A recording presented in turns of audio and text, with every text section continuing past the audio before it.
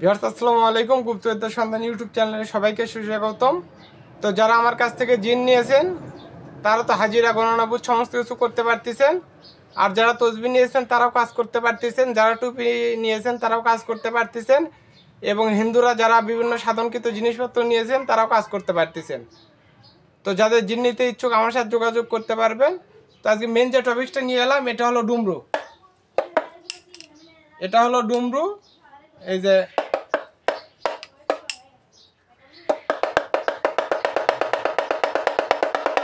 হিন্দুদের ডুমরু ডুমরু সাধনা মুসলমানরাও করতে পারবে, হিন্দুরাও করতে পারবে। তো এটা করতে হয় বুড়ো আমাবস্যাতে করতে হয়। যদি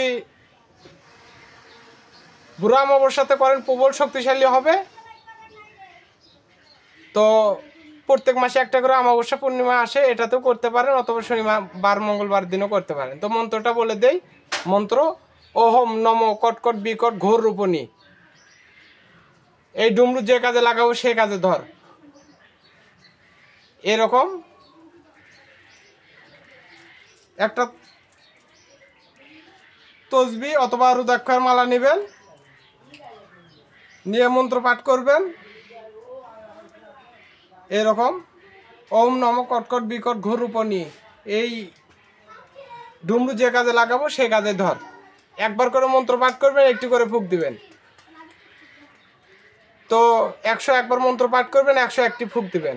তো ডুমরুটা সাধনা হয়ে যাবে।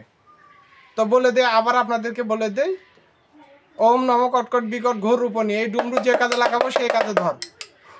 ওম নম কটকট বিকট ঘোর রূপণী। এই ডুমরু যে কাজে লাগাবো সেই কাজে ধর। ওম নম কটকট বিকট ঘোর রূপণী। এই ডুমরু যে কাজে লাগাবো সেই কাজে ধর। আরেকবার বলতে পারেন: ওম নম কটকট বিকট ঘোর রূপণী। এই ডুমরু যে কাজে লাগাবো সেই কাজে ধর। তো এটা হলো ডুমরু সাধনা। তো সবাই ভালো থাকবেন, সুস্থ থাকবেন। আসসালামু আলাইকুম।